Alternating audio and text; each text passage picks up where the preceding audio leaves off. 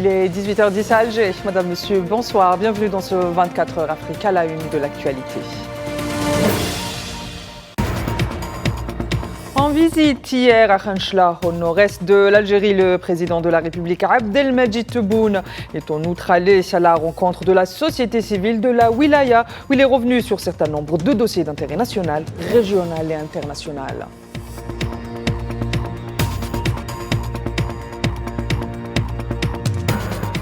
À l'occasion de la tenue de ces assemblées annuelles 2024, la Banque de développement africaine à Nairobi, au Kenya, l'Algérie réaffirme ses engagements en qualité de membre fondateur de l'institution financière.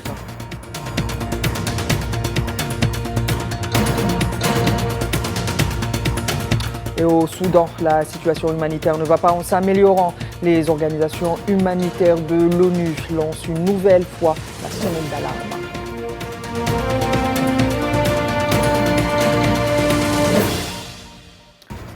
Retour dans ce journal sur la visite de travail d'inspection qu'a effectué hier le président algérien Abdelmadjid Tebboune dans la wilaya de Khenchela, où il a procédé à l'inauguration et à la mise en service de plusieurs projets, notamment l'inauguration de la ligne de chemin de fer reliant Khenchela à Ain Baïda et la mise en exploitation du projet de dédoublement de la route reliant la wilaya de Khenchela et de Batna sur un linéaire de 14 km. Une visite ponctuée par une rencontre avec les notables et les représentants de la société civile de la Wilaya. Le point avec Safwan Ben Sabri. Le président de la République, Abdelmadjid Tebboune, a effectué une visite de travail et d'inspection dans la wilaya de Khenchela. En marge de cette visite, il a procédé à l'inauguration de plusieurs projets phares en faveur du développement de la wilaya. Khenchela, une ville qui pâtissait d'un isolement, bénéficiera à l'avenir d'une intégration routière au reste du réseau national. هذا انتصار كبير بالنسبة لخنشلة. خنشلة حقيقة اللي نعرفها وجيتها مرارا معزولة تماما. اليوم الحمد لله أول شيء العزلة زالت نهائيا على خنشلة إن شاء الله في انتظار مشاريع أخرى بالأخص في البنية التحتية نتاع الطرق. ننتهي من المشاكل تاع العزلة لما ازدواجية الطريق توصل إلى طريق باتنا قسنطينة. كذلك هذا يعطينا أمل ومش لي أنا فقط، يعطي أمل لسكان غرداية والمنيعة وتيميمون وأضرار وتمراست أن الدور نتاعهم آت لا محالة في محطات مثل هذه إن شاء الله عن قريب. Par ailleurs, le réseau ferroviaire n'a pas été délaissé. Le président de la République, Abdelmadjid Tebboune, a procédé jeudi à l'inauguration et à la mise en service de la ligne ferroviaire reliant Khenchela à Ain Baïda. التزمنا فأوفينا. لما أقول التزمنا مش رئيس وحده، الدولة الجزائرية بكل مكوناتها. البعض كان يعتبر أن الالتزام ببناء سكة حديدية تربط خنشلة بباقي الشبكة الوطنية مجرد وعود انتخابية ووعود شعبوية، ولكن اليوم الواقع جسدوه العمال والإطارات تاع الانصريف أولاً على ربح الوقت، لأن هذه هي الجزائر المنتصرة. المشروع أنجز وربحنا فيه تقريبا 6 شهور في الإنجاز. Le président de la République a par ailleurs annoncé l'ouverture du programme ADL concernant la ville de Khenchela, alors que la demande de logement est particulièrement importante. بالنسبة للعدل نظن عندهم برامج فيه طلبات. الشيء اللي أنا نديرو فيه بالنسبة لخنشلة واجب وطني أولاً، وفاء لشهدائنا الأبرار، استدراك المناطق هذه اللي ناقصة تنمية. Une visite de terrain qu'a saisi le président de la République pour rappeler la position de l'Algérie sur la scène internationale concernant la Palestine qui subit à l'heure actuelle les affres de l'agression sioniste. Tombée de rideau à Nairobi sur l'Assemblée annuelle de la Banque africaine de développement. Le ministre algérien des Finances, Laziz Fayed, est représenté le président algérien. Abdelmajid Tebboune, à ses travaux, le premier argentier du pays, a souligné en ce dernier jour que l'Algérie, qui occupe une position privilégiée dans l'actionnariat de la BAD, joue un rôle très actif au sein de cette institution pour l'atteinte de ses objectifs.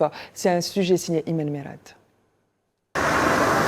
Jouissant de sa troisième puissance économique et en tant que membre fondateur, l'Algérie était présente à Nairobi au Kenya où se sont tenues les assemblées annuelles de la Banque africaine de développement. Une place confortée par les chiffres de la Banque mondiale qui témoignent des performances remarquables de l'économie nationale. Le ministre des Finances Laziz Fayed était présent en qualité de représentant du président de la République Abdelmajid Tebboune.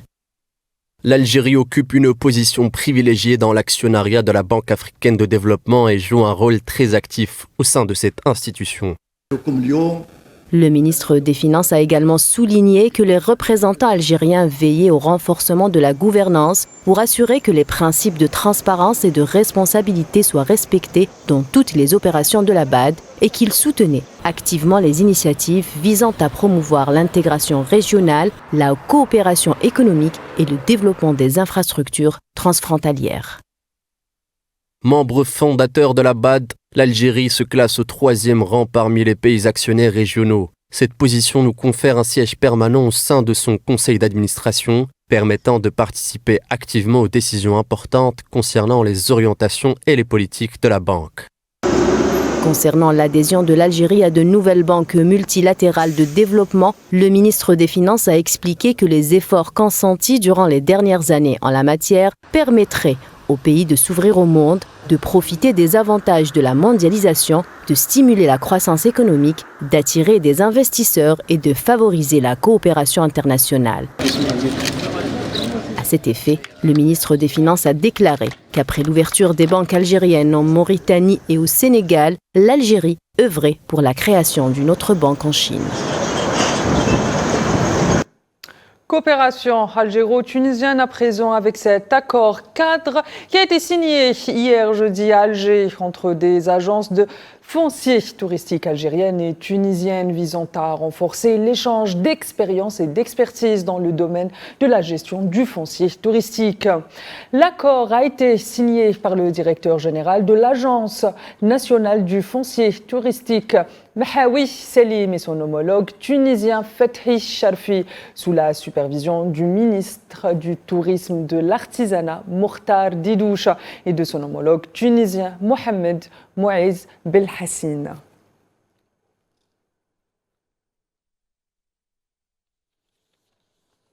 Je vous le disais en titre, la situation humanitaire au Soudan continue à inquiéter les agences de l'ONU qui ont réclamé ce vendredi un accès sans entrave aux populations du pays afin de leur apporter une aide humanitaire et de prévenir ainsi, je cite, un scénario cauchemardesque craignant notamment l'installation d'une famine dans une grande partie du pays. C'est ce qui ressort d'un communiqué du comité permanent d'interorganisation de l'ONU. Selon l'ONU, toujours au moins 18 millions de Soudanais souffrent de famine et 3,6 millions d'enfants de malnutrition aiguë.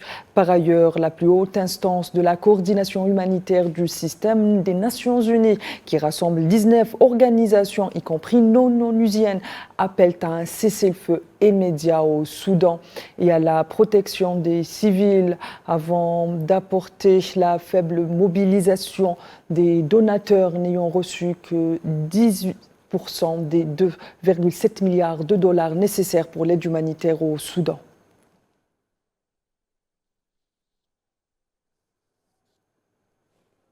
Le Zimbabwe prévoit de signer en octobre prochain un accord avec le Fonds monétaire international sur un programme surveillé au niveau du personnel, a indiqué cette semaine le ministre des Finances zimbabwéen, indiquant par ailleurs que la mission du FMI rendra visite aux Zimbabwe du 18 au 27 juin prochain pour des consultations à titre de l'article 5 des négociations sur le SMB, a déclaré le ministre en marge de la réunion annuelle de la Banque africaine de développement, avant d'ajouter que ces pourparlers seront sanctionnés par la conclusion d'un accord en octobre prochain.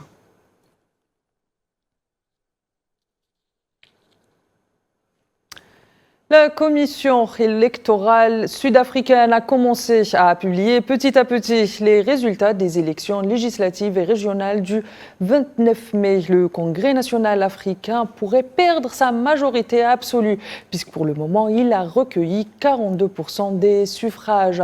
Neila Hamouda. Tous les yeux sont rivés sur les dépouillements et les résultats des élections en Afrique du Sud. L'ANC, parti au pouvoir, enregistre un net recul. Une première en 30 ans pour le Progrès national africain qui a libéré l'Afrique du Sud du régime raciste de l'apartheid en 1994. L'ANC pourrait donc se diriger vers un revers historique aux législatives et se placer sous la barre fatidique des 50% avec 42,3% des suffrages, laissant entrevoir pour le parti politique Nelson Mandela la perte de sa majorité absolue au Parlement pour la première fois. Il y aura aujourd'hui une réunion des dirigeants du Congrès national africain. Des consultations auront lieu en dehors de la réunion entre les responsables nationaux et jusqu'à demain après-midi. Il y aura une interaction avec le peuple sud-africain et les médias. Écoutez, nous avons dit pendant notre campagne qu'il était malheureux que nous nous présentions contre l'organisateur et le président du Congrès national africain. Ce qui en est ressorti, c'est que notre approbation a été vérifiée. Et quant à ce qui s'est passé, bien sûr, cela a vraiment choqué le Congrès national africain. De nouveaux partis rivalisent donc avec l'ANC. Ce dernier pourrait être contraint à former une coalition avec ses rivaux, en particulier avec l'Alliance démocratique, le plus grand parti de l'opposition, mais aussi le FF, le Parti des combattants pour la liberté économique et le Parti MK. Écoutez, je pense que c'est une très bonne journée pour l'Afrique du Sud. Quand j'ai dit que demain serait un jour meilleur, eh bien aujourd'hui c'est un pays meilleur. Et cela ouvre évidemment un tout nouvel univers pour la politique en Afrique du Sud. Ce ne sont là que les résultats provisoires, car les dépouillements ne sont pas encore terminés dans tout le pays. C'est la première fois que l'ANC la joue serrée avec les autres partis politiques depuis 30 ans d'existence, même si rien n'est joué encore. Dimanche, le verdict sera prononcé. Les 400 députés de la nouvelle Assemblée devront ensuite élire le nouveau président. Le président sénégalais Bassirou Diomaye Faye était ce jeudi au Mali où il s'est entretenu avec le président de la transition malienne, Assimi Goïta, avant de se rendre à Ouagadougou. Dans la soirée où il s'est entretenu avec le président de la transition burkinabé, Ibrahim Traoré. Au menu de cette visite éclair de Bassirou Diomaye Faye qui multiplie les rencontres bilatérales avec ses homologues ouest-africains. Le renforcement des liens historiques de bon voisinage, de solidarité et de coopération multiforme entre le Sénégal et ses deux voisins, mais surtout la distance affichée par le Mali et le Burkina Faso face à la CEDEAO. Depuis le Mali, le président sénégalais a déclaré, je cite, « J'ai compris la position malienne qui, quoique rigide, n'est pas totalement inflexible. De mon point de vue, nous devons continuer à travailler avec toutes les parties prenantes et ne pas décourager à trouver des issues heureuses qui nous permettront de renforcer l'intégration. » Fin de citation.